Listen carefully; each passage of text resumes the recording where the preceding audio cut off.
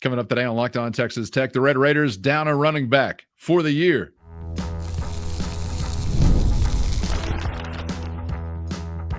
You are Locked On Texas Tech, your daily podcast on the Texas Tech Red Raiders. Part of the Locked On Podcast Network, your team every day. Great to be with you again on Locked On Texas Tech on the Locked On Podcast Network, your team every day, always free and available on YouTube or anywhere you get podcasts. And thanks as always for making us your first listen with the only Chris Level. I'm Casey Cowan. Chris, great mostly to be back with you. These on the fly editions are typically party mode for us. This is not that kind of episode today, as you may have seen by now.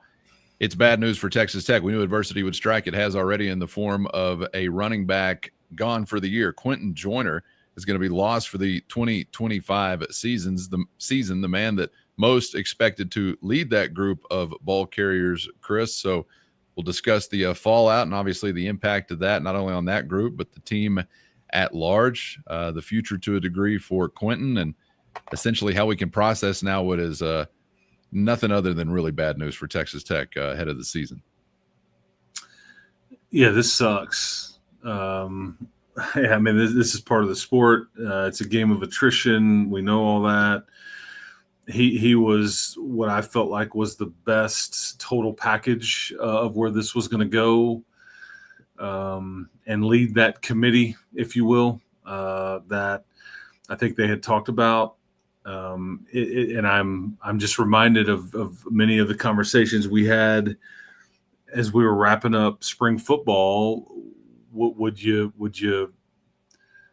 go get another running back to replace Cameron Valdez? And I think they felt really good about the four guys they've got, because I think Adam Hill has been a bright spot in camp. I think he's got some, something to him. He's got some size to him, but also would tell you that it wouldn't have shocked me at all if they moved him to linebacker. He's just kind of guy. He's one of those, just like Jacob Rodriguez used to be a quarterback and now he's a linebacker. I mean, there's just certain guys that I think you could kind of move around a little bit. So long term, because they talked about that with Adam Hill. Bottom line is you've got 3 running backs on the roster right now for the rest of the year. That's what's listed. Does it stay that way? Do you move somebody over there? There's so many layers of this, but it makes me wonder, you're going to run as much 2-back stuff. You going to your short yardage concerns that we've kind of been wondering about. I think that is much more of a reason to be kind of wondering about that now than before. Do you involve Jacoby Williams in the slot still, or in the return game? I don't know.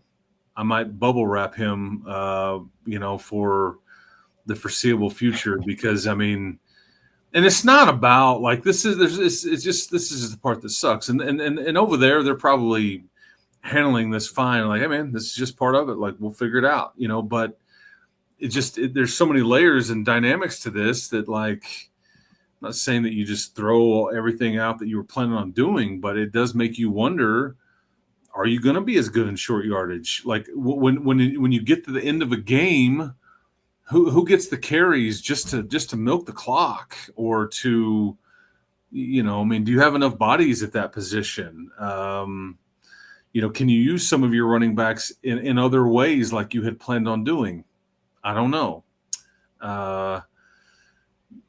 Anyway, I mean, we can keep going here, but yeah, this is, and I just hate it for Quinton. I mean, I think he had come here wanting to get back to Texas and really being a part of things, and was excited about the challenge. I think he's been on some NFL stuff this summer.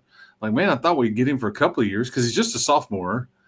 And so I guess that's the silver lining, is that maybe he'll be here longer than you would have previously thought. Maybe you get him this year, then maybe 2 more. It just depends on, what this is all going to look like. But damn, man, I was really ready to see what this looked like with all the different options you had and the depth that you had. And now you don't, it's one of the problemed positions on the team. It's no other way to spin it. Yep. Yeah. It's not lack of talent. I mean, Jacoby and Cam are going to be fine. most from the outside won't know it. But the problem is, what does this look like as you go? What happens if one of those guys goes down? Now what happens? I mean, there's all, because this is what, I mean, Taj Brooks was as durable as anybody, and he didn't play every game last year, and what happened in that game? I mean, it's just like there's, I'm not trying to, it's not doomsday or anything, but it's like just you're coming at me. I'm not answering these questions. What happens if another one goes down? What happened? That got me sweating under the car right now. Yeah, I mean, I'm just thinking about it like how they would be looking at it from okay, well, we don't need to major in some of these things. I'd be willing to bet you at face value, I bet you end up throwing the ball more than you previously thought you were going to. I was about to say, I'm surprised we hadn't mentioned the name Baron Morton yet among those impacted. Maybe the most. Yep, I bet you do. It's kind of hard to say the most because now the other two guys are going to be front and center, obviously. But as much as anyone, impacting what you can do offensively, it's kind of scary. It's always going to be scary when you're looking for a guy who hadn't done it before to step up and take on that kind of role. But it is also just part of the natural progress. So it's not the most terrifying thing that you've ever had to endure. But there was that Taj Brooks security blanket, and man, it was warm. Oh, it was a warm blanket. And you thought, in a way, even though he's a newcomer, so it didn't feel exactly the same, you felt like you had seen somebody really do it in a previous stop at USC and Quinton Joiner. And so there was a bit of a layer of protection there as well before just turning over the keys. And like you said, who knows what could happen as far as guys in that group or, moved around or added or whatever it may be. So we'll wait and see, but it's not the news you wanted to be processing midway through August. So hate it for Quinton. Certainly. I hope there's still going to be a future together with him as a Red Raider, and we get to see him in a Tech uniform actually toting the rock someday. But the bad news is it's going to be several days, many days till we have that opportunity with that type of injury. So I guess, based on what Coach McGuire was saying about contact. First, today's episode brought to you by DripDrop. And if you're trying to stay on top of your routine, whether that's workouts, long days on campus or on the job, or staying focused through back-to-back classes, meetings, or more, hydration is where it all starts, and that's where DripDrop comes in. DripDrop is doctor developed and scientifically proven for fast hydration, uses the perfect balance of sodium electrolytes and glucose to help your body absorb fluids quickly, delivering 3 times the electrolytes and half the sugar of a leading sports drink. My family's been going hard on the berry flavor, a game changer on those extra busy days. I've tried electrolyte powders before, but nothing tastes as good or works as fast as DripDrop. And right now, DripDrop is offering Locked On listeners 20% off your first order. So just head to DripDrop.com and use our promo code LOCKEDONCollege. That's DripDrop.com, promo code LOCKEDONCollege for 20% off. And stock up now and be ready when the heat hits hard with DripDrop. Guess, based on what Coach McGuire was saying about contact leaving the weekend, this is something that occurred going back to the weekend. I know there can be some funny things happen with this contact or non-contact kind of injury, but what do you think about that? Yeah, I mean, based on the timing, that's what I would surmise. Yeah, because I don't think anybody. I mean, sometimes guys just, it could be a non-contact injury and it just happens. It's just. I think Dylan Spencer got hurt that way at the beginning of August a year ago with his knee. There wasn't anything really going on. It's just like it moved wrong and it didn't cooperate, and it's like, oh no, we got a problem here. So, but I would surmise that it was probably in based on the timing and everything. But who knows? It's one of those things where, but like it's crazy because if you look at the roster. Printed online, wherever you want to go look, there are 4 names listed with RB next to them. And now one of those is out for the year. Because theoretically, you lost Taj and Cameron Valdez last year, and you really just replaced them with Quinton Joiner. So it's like you graduated one, a guy, medically retired or whatever, and then his replacement, and those are not going to factor into the season. If you'd have known what you knew, you absolutely would have brought in another running back just for insurance purposes, kind of like a Mitch Griffiths type, But so what now? I don't think you will only go at it with 3 running backs. I don't believe that. Which leads my mind to wonder a bit. I think the closest thing I can give to you that would be a legitimate option, and it's tricky because like you brought him in to do something different, is like a Roy Alexander. Roy Alexander was a high school running back. They get 8 touchdowns. He's 5'11", 200. He's built for it. He's been a slot receiver all this time and a returner and all these things. Not that he would be a full-time running back, but I could see him easing some of the load there. But because there's the guy that you need, here in a couple weeks, it may be 42-0 at halftime. I don't know, or 42-0 in the third quarter.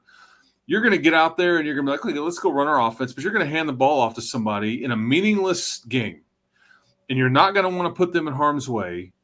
And Roy Alexander doesn't really fix that part of it. Like, you need somebody that you're developing. And maybe Adam Hill is this guy. Maybe he'll get more than, Albany's finest will get more carry. Feed him till he burps. I don't know.